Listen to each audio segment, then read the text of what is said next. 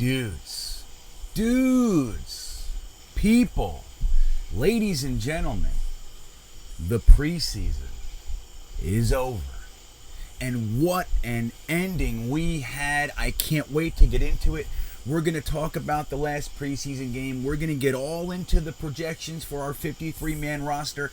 We're even going to get into predicting our 16-man practice squad, and we're going to go into some wrinkles that a lot of people are overlooking. I know they are. I'm looking out there.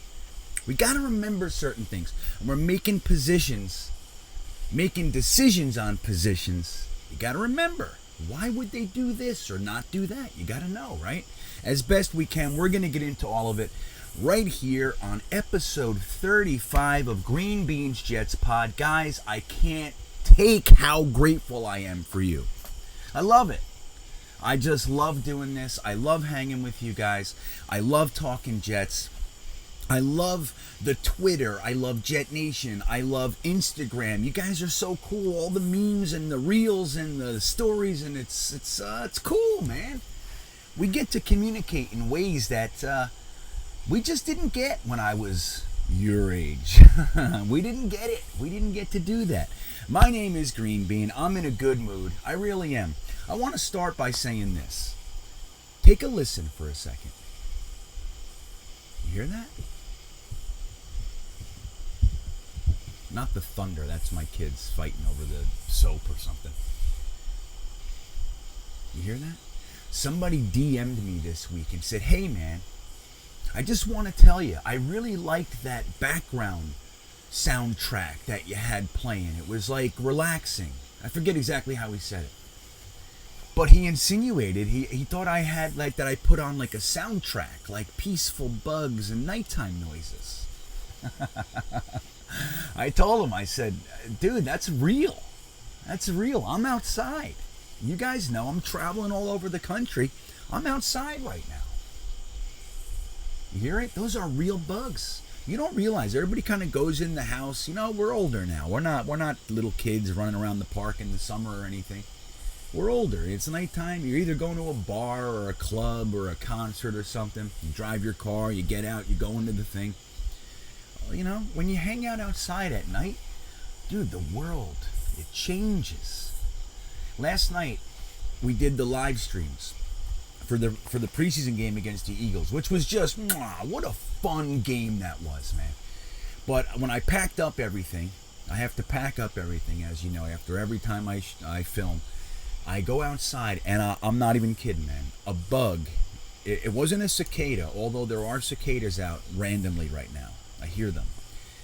This bug was this big, so that it was like I was like holding my computer in, my stuff, and I had to zip the thing closed so bugs don't get in. So I'm like all discombobulated, and I'm about to zip, and this thing went right on my face. I had my computer, so I can't be like, ah! I can't do it. It's too important. I have things. I have electronics. I cannot drop them.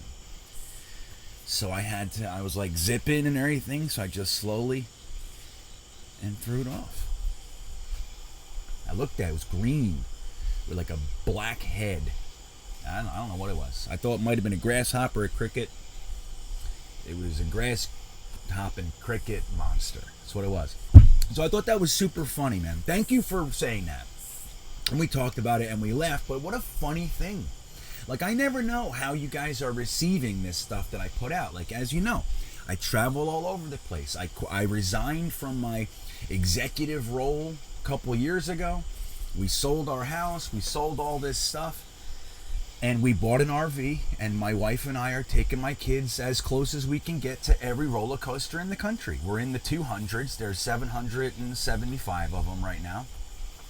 And we're driving. We've been to Washington State, down to Texas, Florida, Maine. We've been everywhere, man. You know, the only place I haven't been is like, we didn't hang out in like Alabama, Oklahoma, Arkansas, that area, Mississippi. And we didn't do like Montana, the Dakotas yet. That's it. I've done everything else with my kids. Isn't that cool? But like when I'm traveling around, you never know what you're going to get, man. I just never know. Obviously, you guys know about my issues with Wi-Fi. I literally don't know. I pull up to a place, we set up, and I plug in, and I go, okay, What do we got? What's it going to be? Sometimes it's like you don't have any internet. Like in Ohio, I had zero. I was recording stuff and then going out and uploading it down in, again, a town. You know, I was doing all kinds of stuff. Sometimes it's good. Sometimes it's not, you know. But I never know how you guys are seeing that. I'm eating pizza, I'm riding roller coaster. You guys are thinking whatever you're thinking. But the guy's like, hey, man, I thought that was neat. That was a good idea, playing that soundtrack of, like, nighttime noises. Isn't that funny? So before we really get into it, talking about the preseason game, and I'm in such a good mood because of it. It was last night, and we'll go into a little story that we had. A lot of you guys were with me last night. A lot of you, man. It was super cool, but it was a mess. So it was funny. Now it's funny anyway. But I want to tell you a couple things. Number one, please like and subscribe. You can follow me on Instagram and Twitter. You can also subscribe right here. Like this video. It means the world to me, man. It changes everything. I'm about 3,600 subscribers. We just started this channel in the end of December. December 27th, I made my first video. I believe it was January 3rd or something like that on this channel. So we're doing good, man. We're doing pretty okay. But I would love to grow. So if you guys haven't subscribed yet, it would be appreciated on this end. We also have my Patreon. You can contribute to the channel even further. I have all kinds of benefits for you guys. Early release on the podcast. Different creative things that we do together. Ooh, the power just went out. Wow. Did you see that? Look. I just got done telling you. I never know what the hell's going to happen. The power went out. I gotta go address something, so I'll be right back.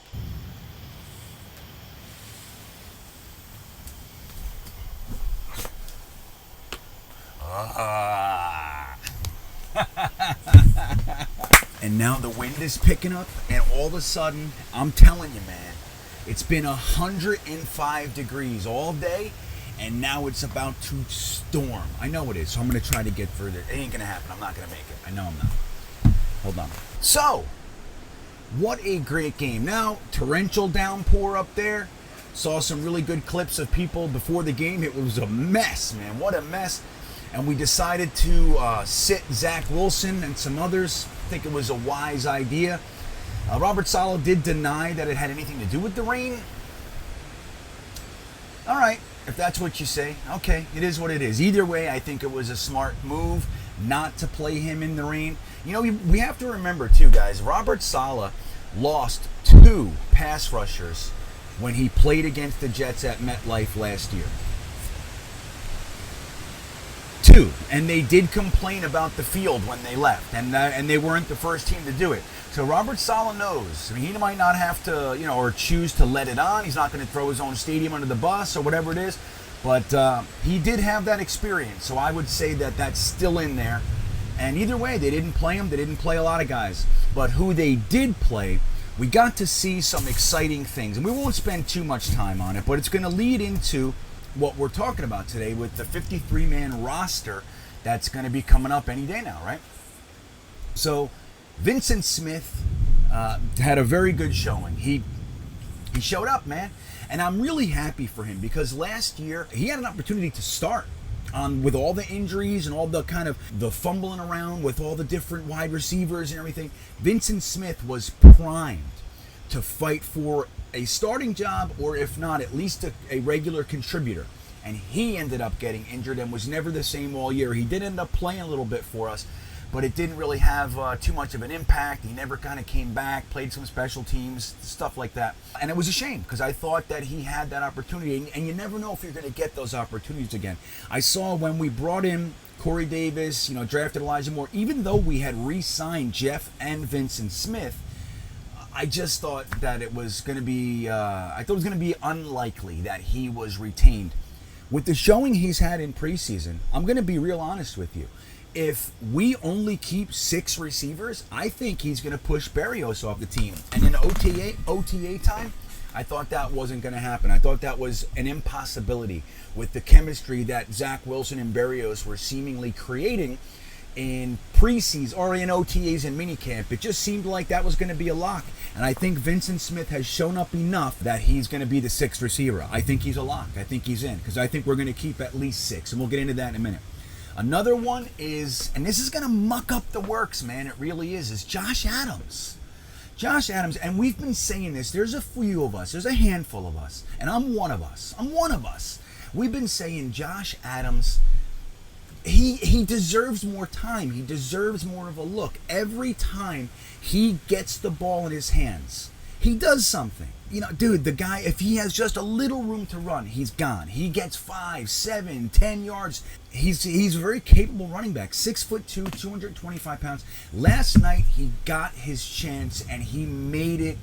Man, he made the best of that chance. And he ended up tying the game on that 2-point conversion, full extension. It was all him. He had 2 yards to fight for. He got his first contact 2 yards behind the end zone, in front of the end zone, you know. And he did it. He fought for it, and he got it. So it's going to be really difficult, man. It is going to be a difficult decision. Now, we'll get into whether or not I think he's going to make the team. But I got to say, he just reinforced that concern. We were talking earlier in the offseason. There were some people like, I don't give a shit. Josh Adams, just another one of these, you know, these low-level running backs that we fall in love with every preseason. And I get it. I do. I see tons of those guys on this roster. But I don't think Josh Adams is one of them. I think Josh Adams is legit. Now, is he going to be a RB1, top 5 running back? Probably not. But can he be a Bilal Powell kind of influence? Maybe even like, not a fullback, but like the kind of influence that maybe Brad Baxter kind of had. Remember, 800 yards, that kind of stuff? I think he can. And I hate the idea of pushing him off the team for an older vet like Tevin Coleman and stuff. But we'll talk about that later. So, another one. Come on. You know I'm saying it. You know it. How could I not bring up the guy that I have been yelling about for months? All the Monday night mocks, all the shows, the podcasts. We've been talking about Kenny Yeboah as someone I liked and wanted on our team for a long time. During the draft, I screamed his name from the 4th round all the way to the end of the draft. Come on, this has got to be Kenny Yeboah. Why is he still there? The whole thing. We luckily get him as an undrafted free agent. I think it's brilliant. Joe Douglas, yet again, shows me that why I probably shouldn't be a GM, because I would have taken him 4 rounds earlier. I would have. I'm telling you. So he has a rough camp, dropping balls. He had that fumble in the Giants game, which gave them their only points. Rough go. But the thing I like about this guy and what he's done, going from a wide receiver to a tight end over at Temple, and then staying an extra year as in the graduate program, heading over to Ole Miss with Lane Kiffin and Elijah Moore and those guys. He's a hard worker. He's a blue-collar guy. His work ethic is through the roof. And I just knew if he got a real good chance, he was going to do something. And last night, Friday night, was that opportunity. And 4 catches, 100 yards, 2 touchdowns, one of them being the game-tying touchdown from a Hail Mary pass. And that's, look, there's luck involved with that one, but he still did it, man. He still did it. He was the guy. There were 8 guys there jumping around. He got the ball. But before that, he got another touchdown and a few other receptions that looked real good on the touchdown drive, too. So, Kenny Yeboah, man, good for you. I think he has shown enough to be a tight end on our active 53-man roster. That's what I think. I think he should be active every week. I think he should be on the roster, not in the practice squad. I don't think he's going to make it through waivers, and I'm happy for him. They were kind of the stars. It was nice to see James Morgan, have a little bit more opportunity to do some stuff. I mean, he doesn't look great, right? He doesn't look great, but we have to remember with James Morgan, and as a disclaimer, most of us, and myself included, did not like that pick. But he's on our team, so clearly I want him to do well.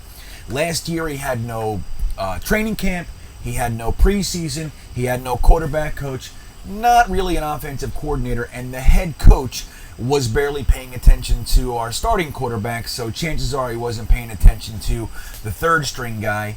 Actually, he was practice squad, wasn't he? James Morgan. We had Flacco and Fales on the roster as well. So how much attention do you really think James Morgan got? So this is essentially his first year, and he's a developmental quarterback. Like, we all know that with him. So it was nice to see him just have a little bit of time to attempt to get into a rhythm. I thought he did some nice things. He was sloppy at times, But he started to look like, hey, maybe this guy's settling in a little bit, and that was nice to see. I thought there were some negatives. Again, we didn't see a lot of the starters, so we had a lot of guys out there that probably aren't going to make the team, and other guys that are fighting, for that last roster spot or two. But one guy that looks like he's probably going to get a starting nod is Jamion Sherwood, and interestingly enough, he's looked pretty solid in the preseason when he's been on the field. And for whatever reason, the Philadelphia Eagles just decided, hey, for our first 3 plays, let's attack Jamion Sherwood. And that's what happened. Now, his first play, he was in coverage. The receiver did catch the ball. He made the tackle, and made a good tackle, good open field tackle right as he caught it. And when they were falling down, Jalen Reagor actually fell on Jamion Sherwood's stomach, rolled over, didn't hit the ground, and kept going. So it was kind of a bum play, but that's one of those freak things. I mean, look, you got to make sure the guy's on the ground, so there's really no excuse. But again, it's one of those freak things. Come on. I don't think we can ding him for that. But he did take some other hits. The first 3 plays, as I said, were right on him, and he looked frazzled. He did settle down, and that's good. I think it's a positive that he's getting this work, though. He's the type of guy that I'd like to see out there with all that stuff happening to him. Let's go. Let's see where your flaws are. Let's see your mistakes. Let's do it, and let's work on it. We have a couple weeks until the season opener, and it looks like he's going to be out there next to C.J. Mosley. So, hey, every rep is a good rep from my standpoint. So we got to see that, and there was a lot going on. But the game itself was really a competitive game. But I gotta say, it ended up being crazy exciting. And to see our guys be able to come back like that, after a turnover with Daniel Brown and everything, and they ended up scoring and some stuff like that, it seemed like, okay, we're just going to lose. And our teams in the past, preseason or regular season, that would have just been the end. There was very little fight in us. They came right back with 1 minute to go in the game. They ran their 2-minute offense, and they got down. They were able to march down the field a little bit, and it was a Hail Mary, which is, one of those plays, but it worked. And that's the cool thing. They got to feel that excitement. We have a super young group, man. Our team is young.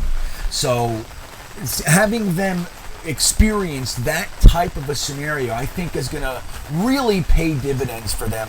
And it was an exciting game. And to have it end in a tie, so we're 2-0-1 in the preseason. That's super cool for Salah's first preseason. We're undefeated in the preseason. That doesn't mean too much as far as just the record goes, but it's fun, and our players got to experience a lot of different scenarios. And I think that's really what we need, because they are so young. I mean, even our vets are Blesson Austin is the vet in the cornerback room. He's got a hot 3 years. And his rookie year, he didn't even start till the last few games of the season. So, you know what I mean? We have a young group. We're going to see a lot of sloppy ball this year. I want you to know that. But that's going to bring us, speaking of sloppy ball, let's get right into our projection for the 53-man roster. I struggled because and this is the fun thing about this year, is that we actually have some hard cuts to make. We have some difficult decisions to make. And for Joe Douglas to have to do that, that's a good thing, guys. The bottom end of our roster is just kind of collecting scrubs. That's what it is.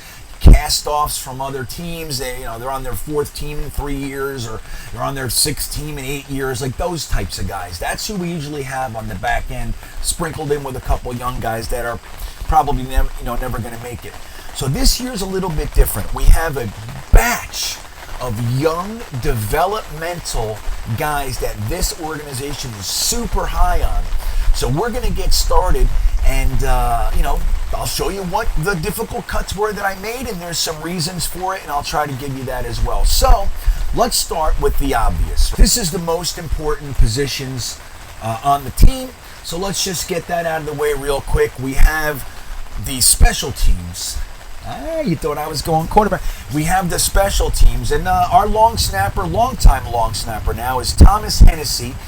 He's going to stick around as our long snapper, does a great job. We also have our punter, our draft pick from 2020, Mr. Braden Mann. And interestingly enough, It seems like our kicker is going to be Matt Amendola, at least for the early portion of the season. Hey man, he won it. He looked good. In the Green Bay game, he kicked a few field goals, 54, 46, 33 type of stuff. He's done well with the point after attempts. So, hey, why not? He looks good. That's our guy. So we got a kicker. Matt Amendola, and that's how that will go. Now let's move over to the real most important position. All jokes aside, I know that one was... Our starting quarterback for the 2021 season is going to be none other than Zach Wilson. And I got to tell you guys, lightning strikes as I say Zach Wilson.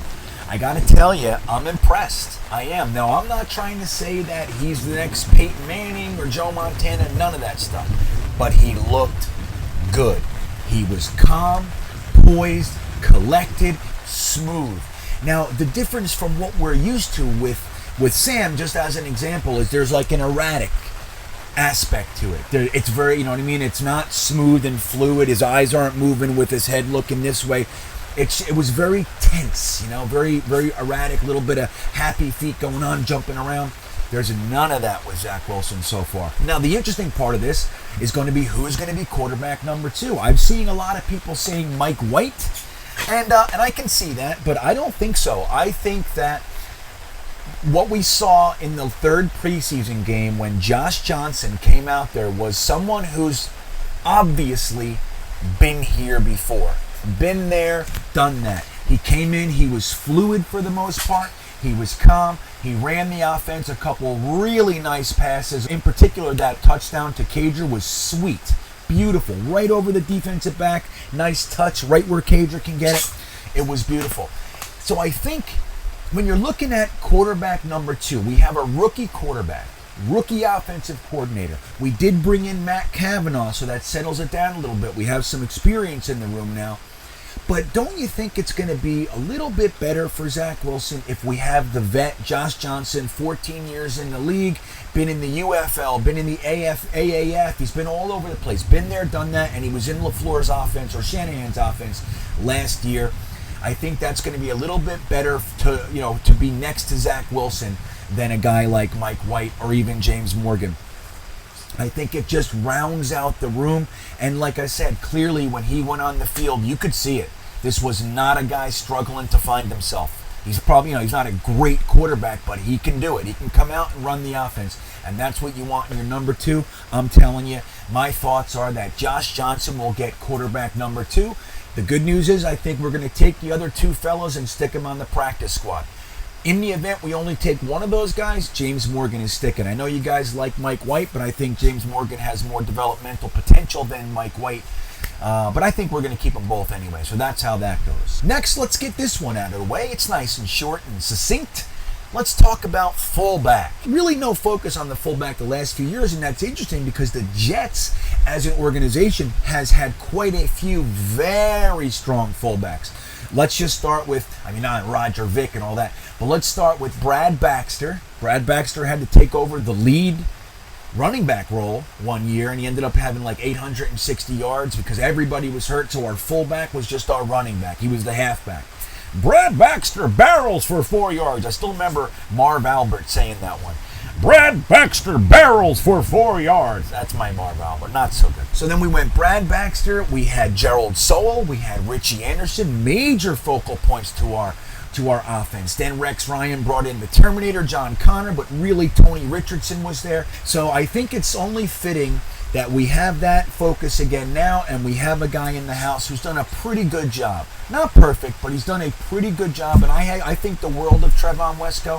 I think he's got a lot more to offer than people give him credit for, and I think he's going to be a little bit of a secret weapon in the passing game this year. So Trevon Wesco is going to man that position for us, and I love it. And then I think in the event Trevon Wesco gets hurt or something like that, I think we'll see LaMichael Pirine fill that role, kind of as the emergency or reserve fullback. So that'll just bring us right to the running backs. So I think the running backs are going to be, we're going to keep 4 of them. I think it's going to be Ty Johnson, Michael Carter, LaMichael Pirine, and this was one of those difficult cuts for me. especially coming after that third preseason game. I thought Josh Adams looked great, but I really don't think that they brought Tevin Coleman here to cut him. I just don't. And I think they're going to try to get Josh Adams on the practice squad. In the event they do and Tevin Coleman gets hurt, he'll be bounced right up to the active roster.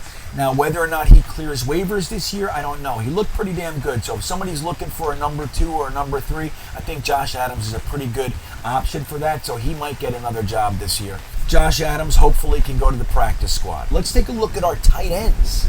Speaking of Trevon Wesco, interestingly, he's moving from tight end to fullback, so that leaves that room Wesco-less. So let's say we're going to keep Tyler Kroft. We're going to keep Ryan Griffin. I know. This is another one for me. I know. I just don't think Herndon was able to do anything in the preseason. Now, the one thing is this. Ryan Griffin is actually injured right now. So this can go either way for me.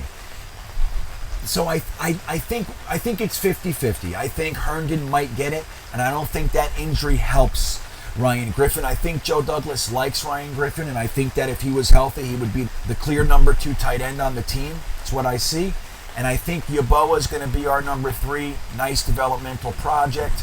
I think he's got all the work ethic. He's got the hands. He's a good guy to where he's exactly what you want in a developmental player.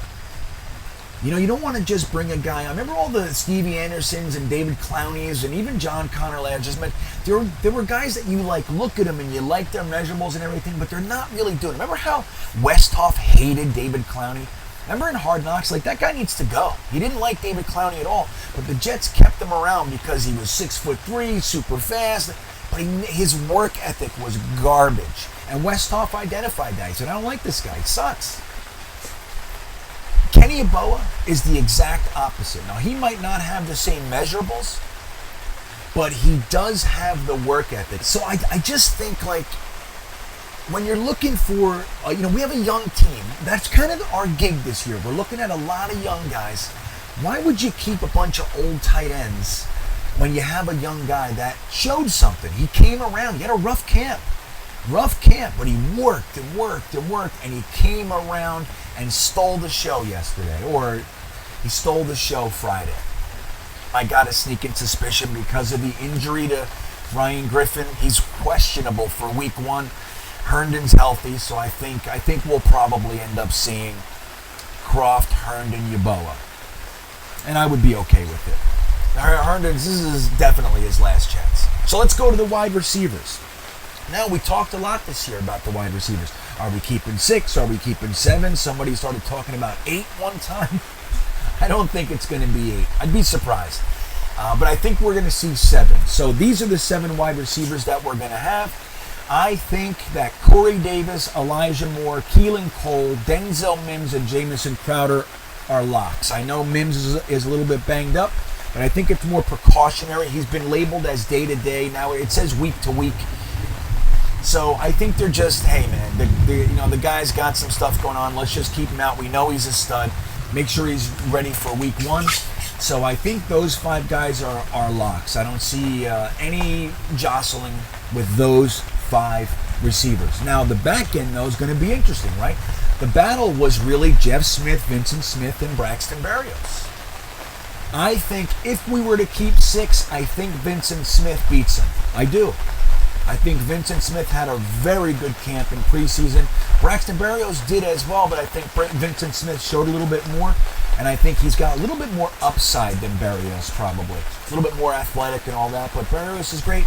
So I think they're going to keep 7, and it'll be with Vincent Smith and Braxton Berrios on the roster, and I think our practice squad is going to be Jeff Smith and Lawrence Cager. Here's the thing with Lawrence Cager, guys. He could make a case to be on the active roster, but he's never made it through a year. Never made it through a year without being injured. And that includes last year. Remember, he got a game or 2, and then it was done. I think they're going to see if Lawrence Cager can actually just stay healthy through the practice squad. Let's see if he can actually practice with us all year and stay healthy. If he can, If he can make it through this year on the practice squad being healthy, then next year we'll give him real consideration. You can use Lawrence Cager whenever you're on the 15-yard line or closer to the end zone, inside the red zone. You could just put Cager out there, tell the defense that's who we're throwing it to, run the fade, just throw it high and let him go get it, and he would win 90% of the time. That's how easy that is with him. So let's see what they do. Let's see if he stays healthy. And just like that, it's morning. Here I am, it's the morning, and we're going to get this done, damn it. So we just did the wide receivers. I ended it with a little Lawrence Cager action, and I'll maintain that I do think Lawrence Cager has the talent to play in the NFL, but it's his availability being the issue. So let's see how we can do on the practice squad. Let's practice with him every day for the year, and let's see if he stays healthy. If he can't stay healthy, even in a practice capacity, then more than likely he's not worth keeping around, and we should move on from him. So that will bring us to arguably the most important position on the offense next to the quarterback. We're going to talk about the offensive line. Now, I see some people saying that we can keep 8. I saw one guy suggesting that we keep 10. I'm going to split the difference and say we're going to keep 9 offensive linemen. An interesting little tidbit. If you don't have at least 8 offensive linemen, only 46 players are allowed to be active on the game day roster. So you have 53, but only 46 can be active. If you have at least 8 offensive linemen, you can have 48 guys dressed and ready to go. So, look, I think it's wise to have 8 on the roster anyway. We're going to go ahead and choose 9 offensive linemen. My list looks something like this. We got Mekhi Becton, Elijah Vera-Tucker, Connor McGovern, Alex Van Roten, and Morgan Moses. I do believe Morgan Moses has nailed down that right tackle starting position. Right after him, we have George Fant. Connor McDermott is an interesting one because he got that injury in the Packers game, the kick to the knee, and he's listed as questionable for week 1. So it doesn't look like he's going to need to go on IR or anything like that. But I don't know the severity of it, but I think he's going to be okay. So I think Connor McDermott is going to beat out Chuma Edoga. Did you notice he's not on the list? And this one was a tough one for me. In truth, I don't dislike Chuma Edoga. I don't think he's a starter or anything like that, but he's another one that got sucked into that Adam Gase kind of mismanagement of the roster and everything. We put him in at right tackle. He played really well for one game. Then we threw him over at left tackle. He had a problem. We stuck him back at right tackle, and the guy was a mess, and then he got injured. And it's just one of those things where how you develop and bring a player up definitely has an impact on their career. So I think we mismanaged Chuma Edoga. He was put out there a little bit earlier than maybe he was ready for, even though he was manning the right tackle position admirably. He was doing a good job.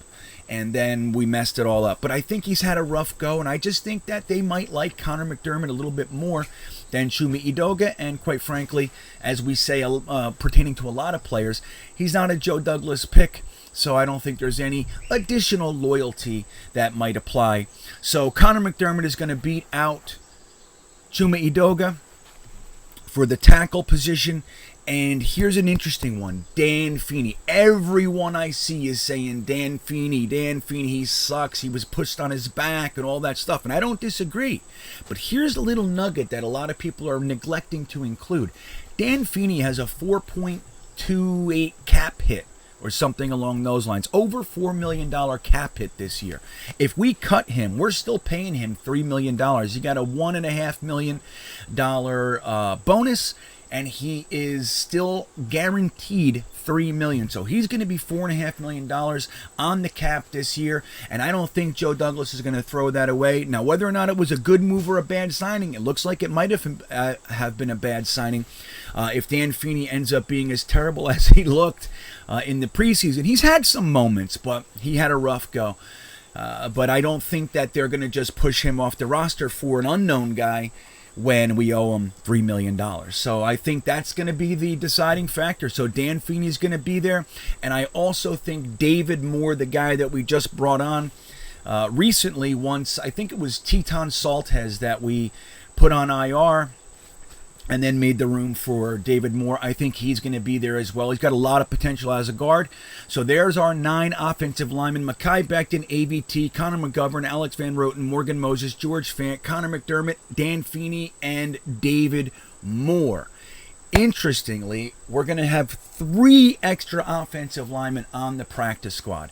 They're going to be Isaiah Williams, Jimmy Murray, and Grant Hermans, who a lot of people seem to have a lot of faith in as a developmental prospect. So that'll be our 3 guys for the practice squad. So that completes our offense and our special teams. Now, I'll just point out, we have 3 associated with the special teams with the kicker, punter, long snapper, and then I have 25 players designated to the offense, which leaves me with 25 for the defense. A nice balanced approach to the roster. Sometimes you'll see one more on either side depending on what we need, but I think we need a lot all over the place. So you're trying to secure each position as best you can, and like taking an extra guy for the wide receivers and then neglecting the cornerbacks or whatever it might be, offensive line versus defensive line. It's not really a good idea in the situation that we're in right now. So I have 25 going to the offense, 3 going toward the special teams guys, and 25 for the defense. So let's get started, shall we? Let's start with cornerback because it's the most interesting. Our cornerbacks are going to look like this on our 53-man roster. We have Bryce Hall and Blesson Austin starting on the outside. I don't think any of the young guys, maybe Eccles could have made some noise, but he did get injured. I don't know the severity of it at this current moment, but I think Eccles might have been the only one to really push Blesson Austin. I don't think anybody showed up enough to make Blesson Austin's experience be overridden to start a younger guy. So I think it's going to be Blesson Austin and Bryce Hall on the outside. I will admit that I think Javelin Guidry had the best off-season and preseason at the nickel cornerback position. I still have plenty of concerns for him, but you gotta call it like you see it. He had a good camp, made some nice plays, so he's gonna edge out Michael Carter II. I'm going to say keep an eye on this one. I think Michael Carter II might end up supplanting him. Hopefully not. I hope Javelin Guidry is a lockdown nickel corner for us. That would be fantastic, especially coming from an undrafted free agent position. That would be really nice for Joe Douglas to be able to find those gems late in the draft process like that. So Javelin Guidry is going to start at the nickel spot. Then we're going to keep Michael Carter II. We're going to keep Justin Hardy. Don't forget about him. A lot of people kind of forget about him. He's really designated as our special teams ace, but his natural position is cornerback, so he's going to be part of this group. In a pinch, he can play cornerback. And remember, he's young. He's only in his 5th year. So it's not like he's an old man that we're just relegating to special teams. He's a good football player, great leader, all those types of things. So he is going to take that spot right there. Then we have Jason Pinnock, Brandon Eccles rounding out the mix. So we have 7 total cornerbacks: Hall and Blesson Austin and Javelin Guidry from last year's draft.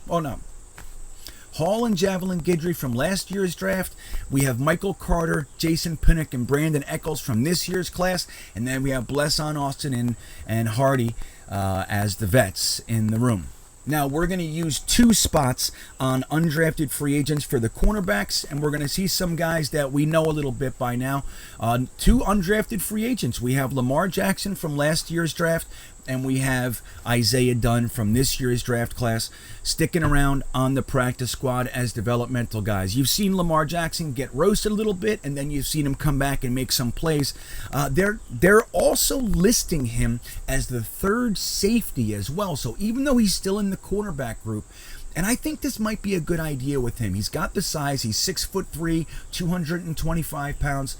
He's got the size. He has the strength. He has the hitting capacity. And his issue is when he turns around and puts his back to the quarterback, he tends to lose track of the ball and all that sort of stuff, which is obviously not good. They're working on it with him. But in the event he's able to keep the play in front of him, I think Lamar Jackson might be able to carve out a more secure spot on the roster. Either way, he's worth developing. as is Isaiah Dunn. So let's move over to our linebackers. What an interesting thing this is. Obviously, we lost Jarrad Davis. So we had two vets in there. We had CJ Mosley and Jarrad Davis. And then we were going to be able to very comfortably use a rookie when we went to 4-3 out of the 4-2-5 base that we're going to run. It was like, nice, okay, you can bring in a rookie and, surround him with the two vets, it's all good. But then Jarrad Davis goes down, and now we have to start, it looks like, two really young players in Jamion Sherwood and Hamza Nasruddin. So that's going to be the starting three. Again, we're going to see two linebackers out there a bunch. So what we're going to see is CJ Mosley, Jamion Sherwood, Hamza Nasruddin. Jarrad Davis is going to stay on the team, but interestingly, if he is on the September 1st roster, we can put him on IR and bring him back to the team. He's not gone for the year as long as he's put on IR after September 1st. So I could see Jarrad Davis being moved to IR. We can backfill this spot with another linebacker. I actually think that we're going to end up seeing that. Just keep an eye out for that one. So we're going to have Jarrad Davis, Blake Cashman in a reserve capacity. Again, very similar to Lawrence Cager. Blake Cashman has not been able to stay healthy. Let's see if he can stay healthy. Practicing, coming in very reduced role as a spot duty sort of a guy. Let's see how he does in that capacity and if he can stay healthy. And Noah Dawkins is going to go ahead and round out our linebacker group. We're also going to use two spots on in the practice squad for our linebackers in Camilo Eifler and Delshawn Phillips. But I think that's the way it's going to be. We're going to keep 6 linebackers. CJ Mosley, Jamion Sherwood, Hamza Nasruddin. That's going to be the secure spots. Blake Cashman's in a pretty good spot right after him. We have Jarrad Davis and Noah Dawkins. But again, I could see Jarrad Davis being pushed off and then backfilled with another linebacker. Maybe one of the guys from the practice squad. Maybe we'll bring somebody in. I'm not sure. Now we have the defensive line. Ooh, how many are we going to keep? Well, I'm going to tell you right now that we are going to secure this spot. We're going to keep 8 defensive linemen on the 53-man roster, and we're also going to use 3 practice squad spots for defensive linemen. This has been a group that's been pretty battered with injuries. Even the guys that we have penciled in to start or play are banged up. Ronald Blair, Sheldon Rankins, these guys have injuries. Obviously, Quinnen Williams is coming off an injury with the foot as well. So the whole group looks like this. Quinnen Williams, Sheldon Rankins, Bryce Huff, John Franklin Myers, Hamilcar Rashed, another undrafted free agent starting right along with Bryce Huff. This is kind of interesting. We had lots of undrafted free agents on the team. Ronald Blair, Foley Fadukasi, and Jonathan Marshall. In my opinion, if the choice is between Jonathan Marshall and Nathan Shepard, I think they're going to give it to the young guy. Again, we're looking at a guy going into his 4th season. And not a Joe Douglas pick. Jonathan Marshall has all the athletic ability in the world, but I struggle with this one. This was actually, I didn't see it coming, but this was one of the harder decisions that I made.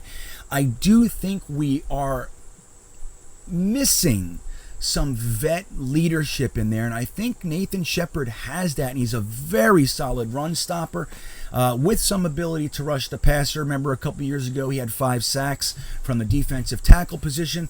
So it's going to be a tough one. I don't know what's going to happen with Nathan Shepard if they're going to try to squeeze him on the practice squad. I don't know.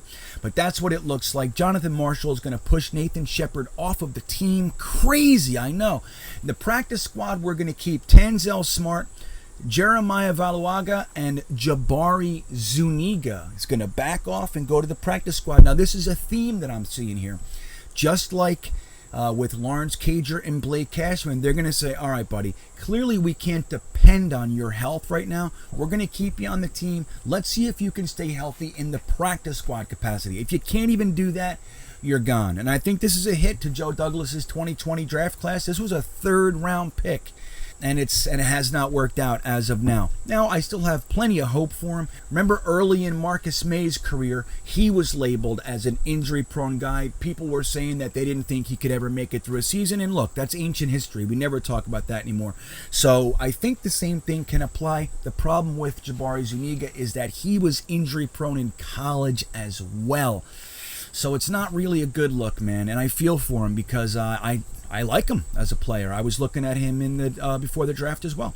So that's what it's going to look like. We're going to have Quinnen Williams, Sheldon Rankins, Bryce Huff, John Franklin Myers, Hamilcar Rashed Jr., Ronald Blair, Foley Fadukasi, and Jonathan Marshall. Practice squad, Tanzel Smart, Jeremiah Valuaga, and Jabari Zuniga.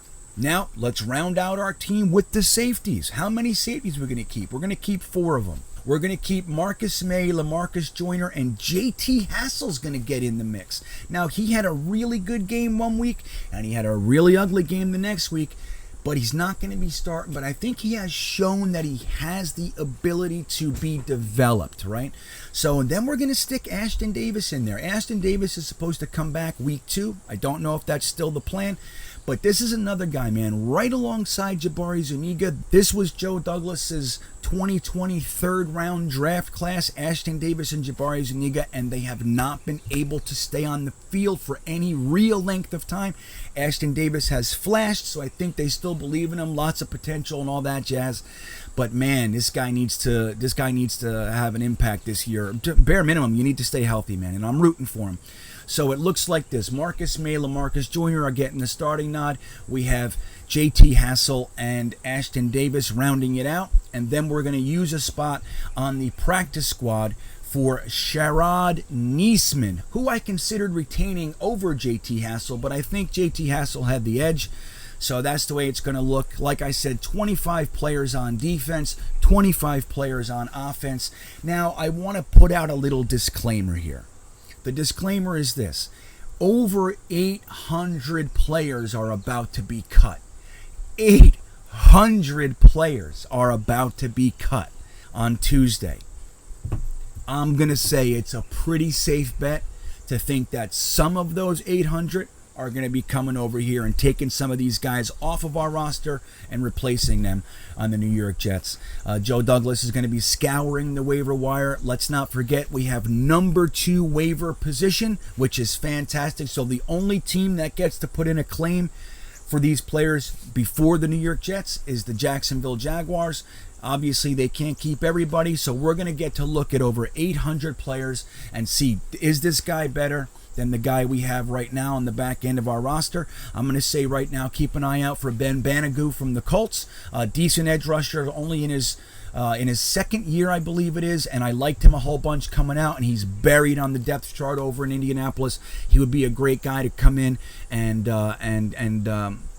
develop. He has plenty of potential, and I think he's a really good shot, better than what we have on the back end of our roster, at least as far as the edge position goes.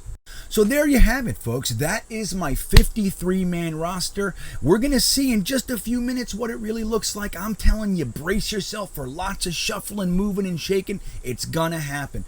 That said, in the event we do keep our roster the way that it is, this is what it's going to look like from my perspective. Some interesting ones, right? Herndon, Griffin. I do think we're going to end up keeping Herndon. As I sit here and think about it, I think Herndon might have the edge again because of that injury. And we have the running backs.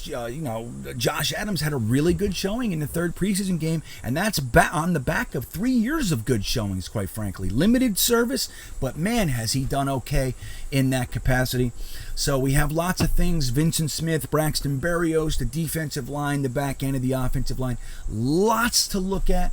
Let me know what you think in the comments. I'm guaranteeing some of you think I'm crazy. Some of you disagree on this, that, or the other thing. Let me know. Let's have a nice discussion about this. And then let's watch what Joe Douglas and company does on Tuesday for the big 800-person plus cut down day.